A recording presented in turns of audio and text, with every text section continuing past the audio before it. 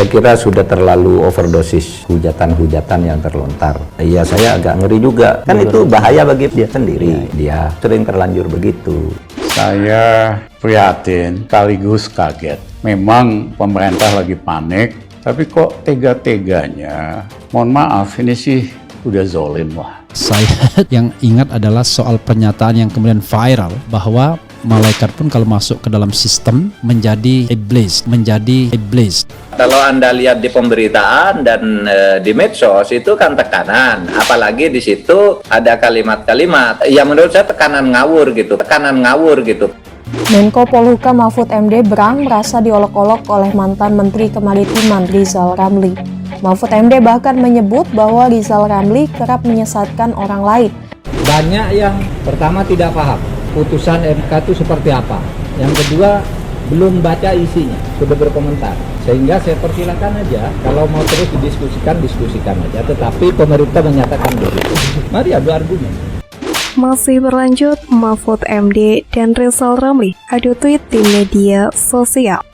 Siapapun pemerintahnya dari dulu selalu jaga, tapi ini kok tega, saking paniknya mau diembat juga. Kayak kehilangan akal kita. Ngomongnya besar, tapi menganggap diri pintar, tapi tidak bisa pimpin orang. Itu tidak bisa mengerti persoalan dan marah-marah terus. Udah dianggap orang anjing lah, kucing lah, macam-macam. Jadi bagaimana mau menteri?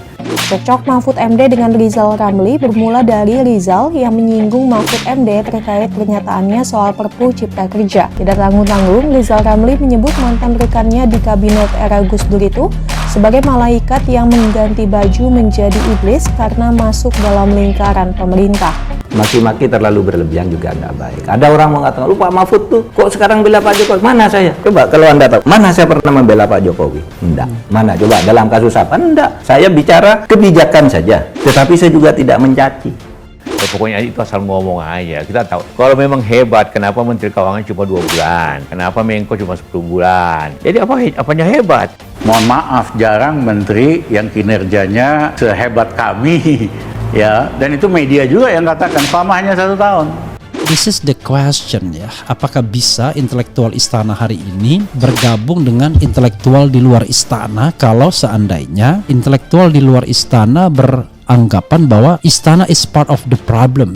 Ngomongnya besar, tapi menganggap diri pintar, tapi tidak bisa pimpin orang. Itu tidak bisa mengerti persoalan dan marah-marah terus.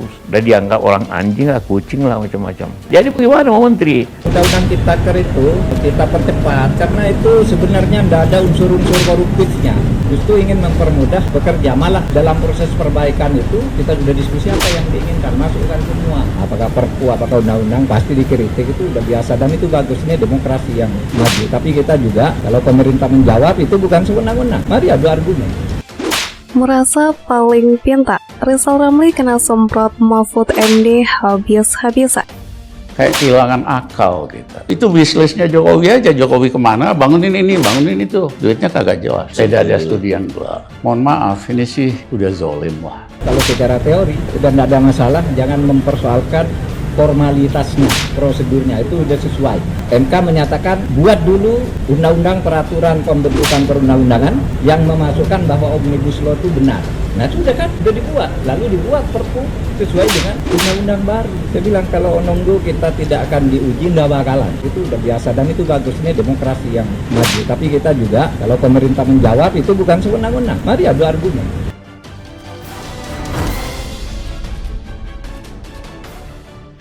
Mantan Menko Kemaritiman Rizal Ramli dan Menko Polhukam Mahfud MD terlibat perang Twitter hingga saling cerca karena berbeda pandangan soal penerbitan Perpu Cipta Kerja.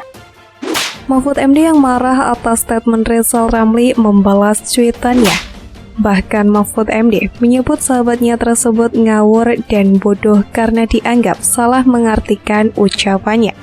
Sementara itu, Rizal Ramli tidak bisa tinggal diam. Meski mengaku tidak mau meladeni Mahfud MD lagi, ia tetap memberikan sentilan. Ia bilang Mahfud MD sedang panik karena sedang membela yang tidak benar. Ketawain aja Zen, wong ndak usah diladenin, wong panik karena membela yang tidak benar. Tulis Rizal Ramli dikutip dari akun Twitternya @ramlirizal Kamis 5 Januari 2023. Mantan Ketua Hakim MK kok melemahkan keputusan MK soal Omnibus Law dengan mendukung Perpu hanya untuk sekedar mencilat Presiden. Logika kemana, integritas di mana?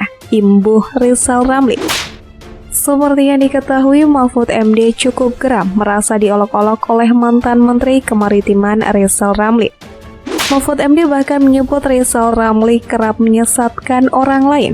Cekcok Mahfud MD dengan Rizal Ramli bermula dari Rizal Ramli yang menyinggung Mahfud MD terkait pernyataannya soal Perpu Cipta Kerja. Membagikan link berita soal Mahfud MD yang menanggapi Perpu Cipta Kerja, Rizal Ramli mengkritik Mahfud MD. Tidak tanggung-tanggung, Rizal Ramli menyebut mantan rekannya di kabinet era Gus Dur itu sebagai malaikat yang ganti baju menjadi iblis karena masuk dalam lingkaran pemerintahan. Loh, ada malaikat ganti baju jadi iblis hanya karena perbedaan posisi di dalam versus di luar pemerintahan doang. Pantas hukum kacau, sindir Rizal Ramli. Tidak hanya dia, Mahfud MD yang juga aktif di Twitter membalas pernyataan Rizal Ramli. Mantan Menteri Kehakiman dan HAM di era Gus Dur itu bahkan menyebut Rizal Ramli bodoh sebab menurutnya konteks pernyataan yang dikutip Rizal Ramli ialah soal sistem pilkada, bukan soal kebijakan pemerintah. Ternyata Rizal Ramli ini makin ngawur dan bodoh. Tunjukkan kapan saya bilang bahwa setiap orang yang masuk kekuasaan menjadi iblis. Gobloklah pernyataan tersebut. Kapan dan di mana saya bilang begitu? Ayo saya bilangnya bukan begitulah, tapi begini. Bebernya. Bahkan Mahfud MD saat itu menyindir Rizal Ramli mengaku tahu siapa sosok mantan rekannya di era Gus Dur tersebut. Anda RR merajalela ngawurnya karena didiamkan sehingga merasa pintar. Saya tahulah Anda itu siapa. Sebodoh apapun tidak mungkinlah selama punya otak. Kita mengatakan bahwa orang yang masuk kekuasaan jadi iblis. Saya tidak anti kritik, tapi kalau orang menjawab dan mengkritik balik jangan dituding anti kritik ya, ujar Mahfud MD. Di unggahan lainnya, Mahfud MD bahkan menyinggung soal polemik Yusuf Kala dan juga Rizal Ramli saat menjadi Menko Maritim di Kabinet Kerja Jokowi JK. Menurut Mahfud MD, hanya ia dan JK yang berani membalik serangan Rizal Ramli. Diketahui, Rizal Ramli hanya bertahan 1,5 tahun dalam Kabinet Kerja Jokowi JK. Dalam satu wawancara, Rizal Ramli bahkan menyebut bahwa dipecatnya ia dari Kabinet Kerja Jokowi JK karena ketidaksukaan mantan wakil presiden tersebut terhadapnya.